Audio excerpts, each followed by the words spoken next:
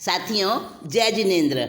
आप वीडियो का इंतज़ार कर रहे हैं। नए वीडियो के लिए आप बहुत लालायित हैं, मुझे मालूम है, और मैं आ गई हूँ आज आपके साथ में फिर से। तो हम सुनते हैं आगे की बातें।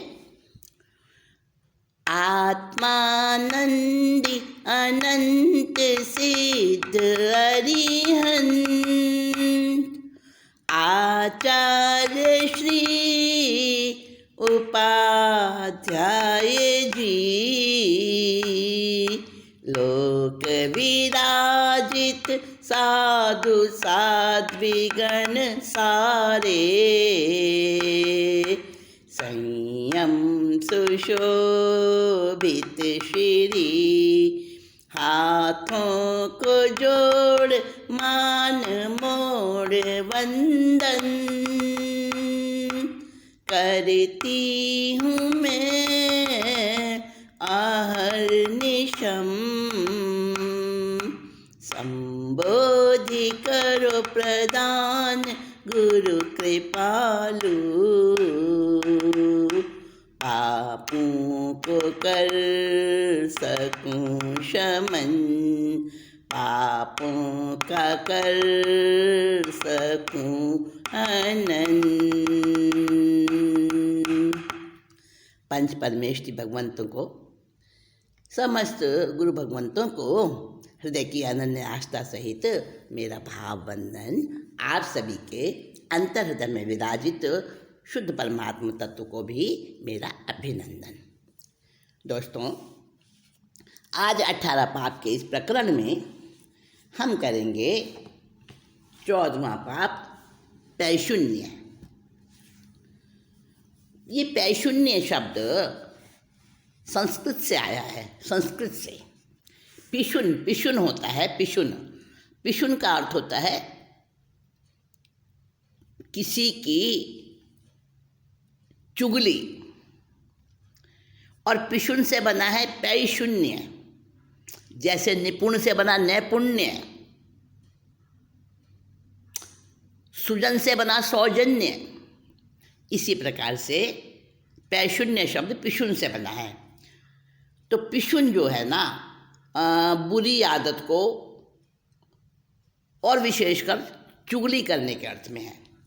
देखिए दोस्तों, एक तो जो हमने 12वां अभ्याख्यान वाला किया था, है ना, 13वां पाप अभ्याख्यान।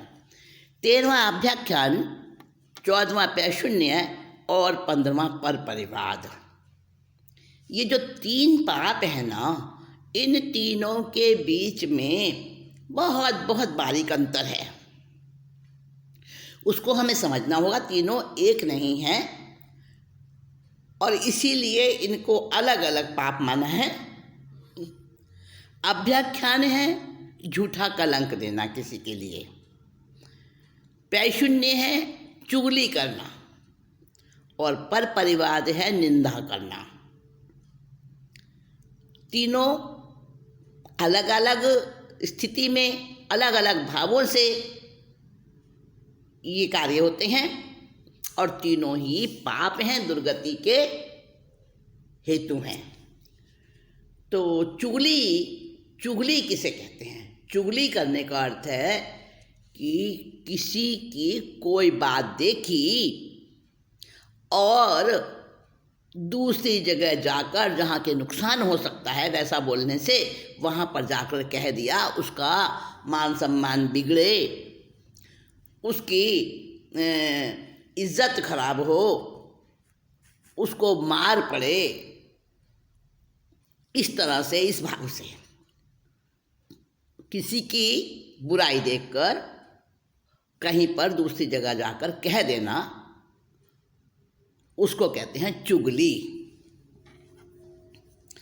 इधर उधर चुगली करे वो पैशून्य का पाप, जबरदस्त हो अनर्थ दंड उपजाता संताप। बुरी आदत छोड़ो चुगली से चार गति ख्वारी, बुरी आदत छोड़ो चुगली से हो चार गति ख्वारी। भारी कर्मा का ओछा जीव, उगलता रहता चुगली। भारी कर्मा पेट का ओछा जीव, उगलता चुगली। नारद विद्या कहते इसको, नारद विद्या कहते इसको। आग है बिन माचिस की, बुरी आदत छोड़ो। चुगली से चार गति होती ख्वारी। नारद विद्या भी कहते हैं चुगली को। नारद जी का नाम आता है ना, बदनाम कि कहाँ इधर की बात तो जाके चुपचाप से कान में फूंक मार देते हैं और फिर लड़ते रहो। दूसरे लोग लड़ते रहो, वो तो अपना कह के अलग हो जाते हैं। और चुगली को बिना माचिस की आग भी कहते हैं। ध्यान रखना, माचिस से तो आग लगती है, लेकिन ये चुगली ऐसी है बिना माचिस की आग लगाने वाली। जिगरी दोस्त बने वो पहले, गुप्त भेद सब लेता। उठे जो पै शून्य की खुजली, चुगली कहीं भी करता। कैसा व्यक्ति ये पैशून्य का पाप करता है, उसके कुछ लक्षण बताए हैं। कि पहले तो वो दोस्ती करता है, बहुत अच्छा एकदम घुल मिल जाता है, सारे गुप्त भेद ले लेता है। और फिर कहीं पर बैठता है तो उसकी खुजली उठती है। जैसे शरीर में खुजली उठती है ना, जैसे ज़बान में भी खुजली उठती है। कुछ बोलूं और ज़बान की जो खुजली उठी, पैशून्य की खुजली उठी, तो चुगली कर देता है। अरे भाई, तुम उसे नहीं जानते, वो तो बाहर से ऐसा दिखता है, अंदर में तो ऐसा है, ये कर्म करता है। मतलब दूसरे को अपने मित्र की, अपने परिचित की, अपने प्रिय की बात चुपके चुपके बता देना, रहस्य की बात, गूढ़ बात, भीतर की बात किसी के सामने कर देना, वो होता है चुगली। संप देख कर जलता ऐसा प्राणी एकता तोड़े। भर भर कान दुष्ट बुद्धि से संप का मधु निचोड़े। झगड़े करा के हंसता खिलता, प्रीत देख जल जाता। जैसे वर्षा ऋतु में जवासा, हरियाली से मुरझाता। और इसके लक्षण बताए हैं। पैशून्य का पाप जो करता है उस व्यक्ति के लक्षण बताए हैं। पहला लक्षण बताया, जिगरी दोस्त बन जाता है, गुप्त भेद ले लेता है और फिर कहीं पर चुगली कर देता है। क्यों करता है? क्योंकि किसी में आपस में संप है, प्यार है, एकता है, तो उसे जलन लगती है। और एकता तोड़ने के लिए, दो भाइयों में बड़ा प्यार है, अब आया एक भाई के पास, उसके कान में चुगली की, दूसरे भाई के खिलाफ कुछ भी बोल दिया, बस टूट गई एकता दोनों भाइयों की, प्यार खत्म। ऐसे कान भरता है ये दुष्ट। संप का तो सब मिठास खत्म कर देता है, निचोड़ लेता है संप को। और झगड़े आपस में जब हो जाते ना तो बड़ा खुश होता है। और जिसकी आपस में बड़ी प्यार प्रीत है, उसको देख के तो जलन लग जाती है। जैसे जलता है, ऐसे जलता है जैसे कि वर्षा की ऋतु होती है, तब जवासा नाम की वनस्पति वो जलती है। दूसरे सब हरे होते हैं, सारे पेड़ पौधे वर्षा ऋतु में, और जवासा नाम की वनस्पति ऐसी है कि वो सूखती जाती है। समझे? ऐसे ही चुगलखोर जो होता है ना, वो भी ऐसे ही होता है। चुगलखोर का पेट दुखे, कोई नई बात सुनने से। उतरे अफारा उसे कहीं भी जाके उगल देने से। चुगलखोर को कोई बात सुनने को मिली, अब उसका पेट फूल जाता है। अब वो सोचता है कहीं सुनाऊं, कहीं अपने इस पेट का अफारा निकालूं मैं। और जब उसे कोई सुनने वाला नहीं मिलता तो क्या करता है, सुनने वाले भी मिल जाते हैं, हाँ बुराई सुनने वाले बहुत मिल जाते हैं, लेकिन कभी कभी ऐसा होता है कि इंसान किसी को सुनाने से भी डरता है। क्यों? हाँ, कोई बात ऐसी होती है, पेट में तो अफारा उठ रहा है, पेट फटा जा रहा है, वो बात बाहर निकले। अब बात बाहर निकलेगी तो जान को खतरा है, फिर किसे सुनाए, कैसे सुनाए। ऐसा ही हुआ साथियों, एक बार एक राजा के सींग उग गए अपने आप, नेचुरल। उसके सिर पर ना बालों में कान के जहाँ कान होते हैं उसके ऊपर में आजू बाजू दो तरफ दो सींग उग गए। अब जो नाई आता था ना राजा की शेविंग करने, बाल काटने, अब वो नाई तो आया अपने हिसाब से जिससे आता था टाइम टू टाइम। अब उसने राजा के जब बाल काटने लगा, उसने सींग देखे। अब राजा ने तो धमका दिया, खबरदार किसी को कहा ना तो फिर देख ले मैं तेरा क्या करूँगा। नहीं हजूर, मैं किसी को नहीं कहूँगा, क्योंकि राजा को ही लगता अगर लोगों को पता चल जाएगा मेरे सींग हैं तो बड़ी बदनामी होगी ना, लोग कहेंगे ये तो राक्षस है, हटाओ इसे राजा से, राजा के पद से। तो अब वो तो नाई तो बड़ा बेहाल हो गया, अब किसी को बोल भी नहीं सके कि राजा के सींग हैं, अगर बोले तो राजा तो ख़त्म करवा दे। ऐसी हालत में जो मैंने आपसे कहा ना अफारा उठता है पेट में, चलो एक सवैया सुनाती हूँ इसी वाली कहानी का। सींग तो उगे राजा के, आया नाई पेटी लेके, बाल काटे सींग देखे राजा धमकाए। इतनी बड़ी ये बात, पेट की छोटी औकात, नाई बेहाल हुआ पेट फूटा जाए। जंगल की तरफ चला, मिला पेड़ खोखला तो उगला उसी में भेद, सांस तभी आए। कारीगर ने तान पूरा गढ़ा उसी पेड़ का तो राजा के दो सींग यही तान पूरा गाए। राजा के दो सींग यही तान पूरा गाए। मतलब चुगली का कैसा कैसा हाल हुआ, चुगली करने से क्या नतीजा निकला। ये एक हास्य कहानी है और शिक्षा भी देती है, पुरानी कहानी है। तो हुआ क्या कि वो नाई जो था ना, अब उसका तो पेट फूटा जाए, किसी से कहूँ ये बात तभी मुझे चैन पड़े, कहेगा किसी से तो सारे में फैलेगी, और अब क्या करूँ, राजा भी मार डालेगा।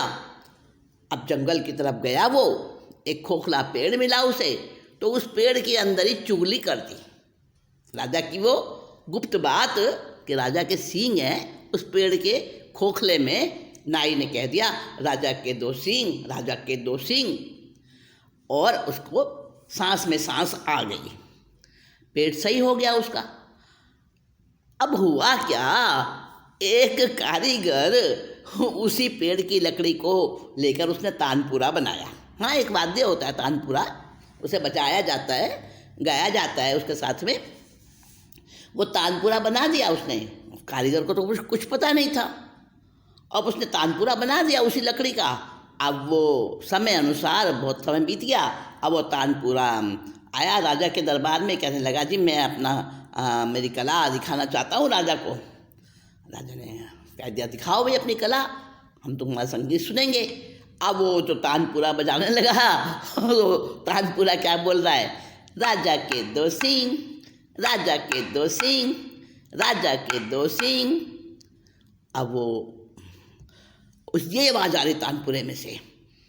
अब वो बेचारा कारीगर घबरा गया, वो दूसरा सुर लगा रहा है उसमें, तो दूसरा सुर लगा रहा है उसमें, तो उसमें से आवाज़ आ रही है, कौन बोला कौन बोला कौन बोला। फिर उसने वापस सुर बदला, तो उसमें से आया हरियाणाई हरियाणाई हरियाणाई, राजा के दो सिंह, राजा के दो सिंह। और वो सारे लोग जो बैठे थे सब हंसने लगे। और राजा तो जान गया कि मेरी ये बात हरियाणाई ने बता दी है किसी ना किसी को। अब राजा वहाँ तक तो पहुँच नहीं पाया कि भाई पेड़ को बताई है इसने। राजा ने वहाँ से उसको तो कारीगर को तो भेजा।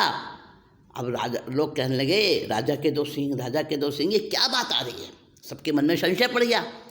अब राजा ने नाई को बुलाया, हरियाणा नाई को, उससे कड़क के पूछा, बता क्या तूने किसको कहा। हजूर मैंने किसी को नहीं कहा। फिर वो तानपुरे में से आवाज़ कैसे आ रही थी, बोल। हजूर मैंने किसी को नहीं कहा। जब राजा ने बहुत उसको बुरी तरह से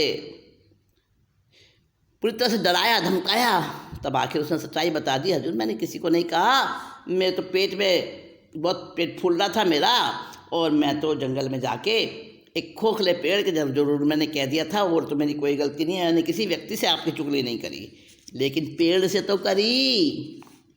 हजूर क्या करूं। अच्छा अब देख मैं तेरे को क्या करता हूँ। राजा ने उसको दंड भी दिया।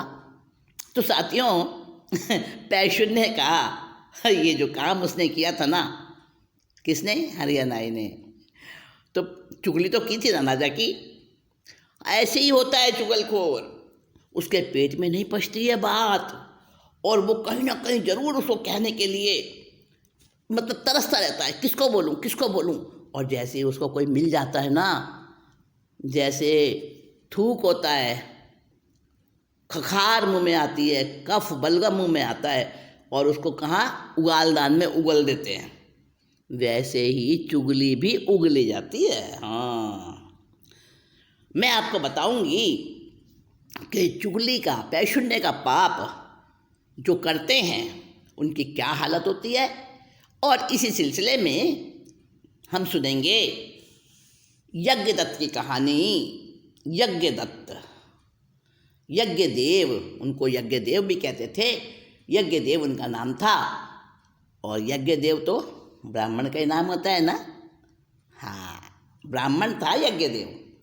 तो चलो उसकी कहानी सुनते हैं, कैसे उसने पैशुन्य का पाप किया और किसकी चुगली करी उसने। तो हम सुनते हैं यज्ञदेव की कहानी, यज्ञदत्त की। चुगली की आदत बहुत गंदी होती है, ध्यान रख लेना। चुगली की आदत गंदी, चुगली की आदत गंदी, यज्ञदेव को भाग गई। चक्रदेव ने दीक्षा लेकर मुक्ति पदवी पाई। चुगली की गंदी आदत। अब एक था यज्ञदेव और दूसरा उसका मित्र था चक्रदेव। यज्ञदेव तो क्या था, ब्राह्मण था, और चक्रदेव क्षत्रिय था, सेठ का पुत्र था। ठीक है।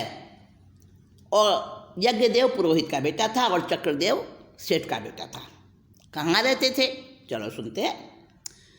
महाविद्य क्षेत्र में चक्रवाल नगरी थी श्रेयकारी, नगरी थी श्रेयकारी।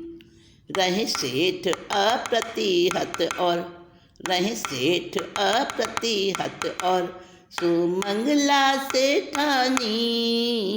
चक्रदेव ने दीक्षा लेकर मुक्ति पदवी पाई। चुगली की गंदी आदत। चक्रदेव पुत्र शुभ लक्षण, विनय विद्या में शूरा, विनय विद्या में शूरा। मशहूर इलाके भर में, मशहूर इलाके भर में, यश कीर्ति विस्तारी।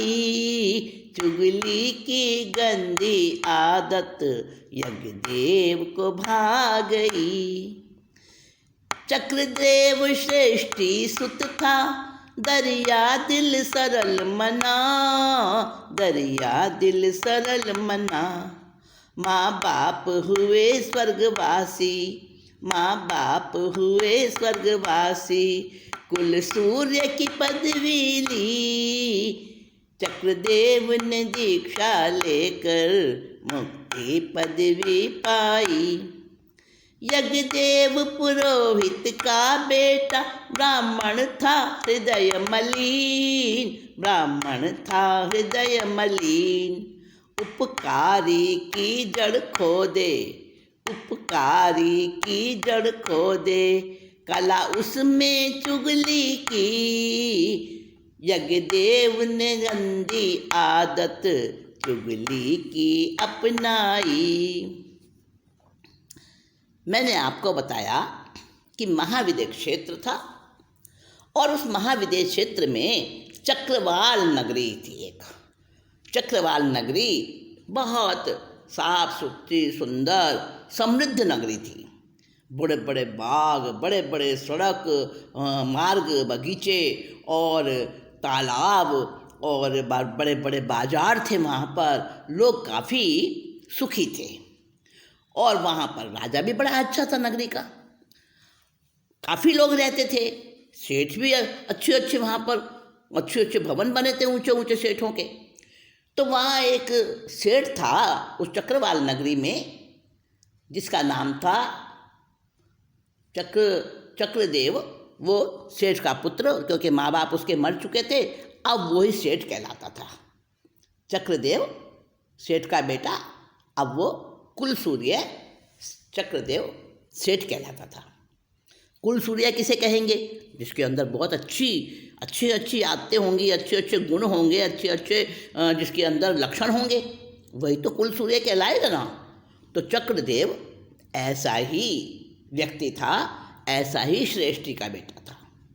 बड़ा सुंदर, सौम्य, सरल मना, दरिया दिल, दान में शूर, विनयवान और विद्या में भी शूरवीर और सब तरह से बहुत अच्छा था सेठ का वो बेटा चक्रदेव।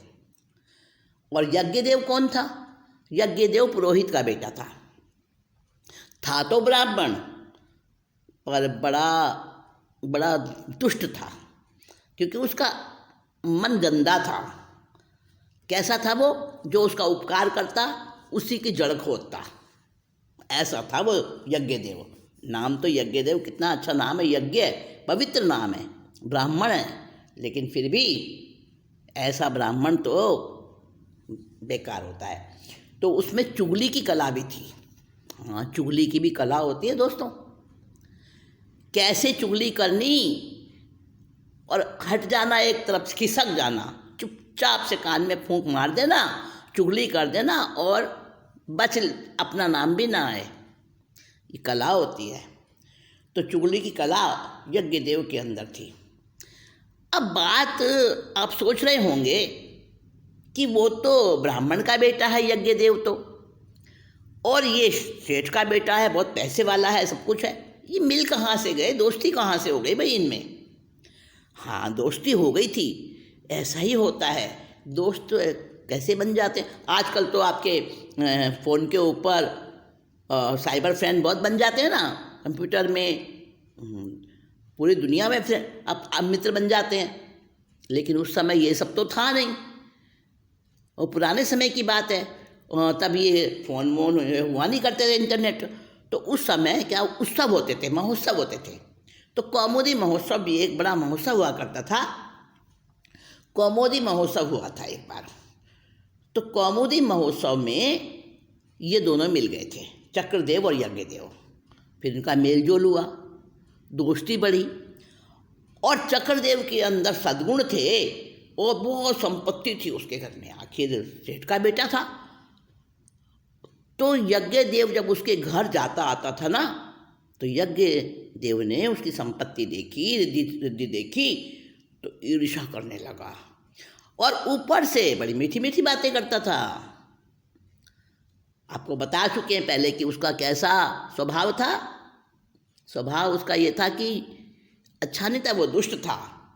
चुगली भी करता था और मतलब उसमें सारे बुरे गुण थे। ब्राह्मण होते हुए भी बुराइयों का पिटारा था वो। तो जब उसने चक्रदेव के घर पर इतनी रिद्धि सिद्धि देखी, इतना धन दौलत देखी और चक्रदेव को देखा कि वो बड़ा सरल है, बड़ा दिल का उदार है, तो उसने सोचा इससे दोस्ती बढ़ा लूँ, फ़ायदा ही फ़ायदा है मुझे। फिर सोचा धीरे धीरे इसका धन हड़प लूँगा, फिर तो क्या है मेरा गुलाम बनेगा ये। और इस तरह से वो करता रहता। लेकिन चक्रदेव के जो अच्छाइयाँ थी, चक्रदेव के अंदर जो सुंदर सुंदर बातें थी, अच्छे गुण थे, उसकी वजह से उसका दांव नहीं चल पाता था, यज्ञदेव का दांव नहीं चल पाता था। सोचता कैसे इसकी कोई बुराई देखूं, उसमें कोई बुराई नजर नहीं आती थी उसको। नहीं कोई मिली बुराई तो निंदा कैसे करता, निंदा कैसे करता, चुगली कर काम बनाऊं, चुगली कर काम बनाऊं, यज्ञदेव ने सोची थी, यज्ञदेव को चुगली की गंदी आदत भाई थी। अब उसने सोचा कि कुछ ना कुछ तो मुझे करना पड़ेगा जिससे इसको बदनाम करूं। बुराई तो कुछ मिली नहीं उसके अंदर, अब कैसे न कैसे वो काम बिगाड़ेगा। यज्ञदेव क्या करेगा हम आगे सुनेंगे। अगली मीटिंग में आपको इसके बारे में और बातें बताऊंगी साथियों। तब तक के लिए संबोधिश्वरी अभी चलती है। नमस्कार, जय।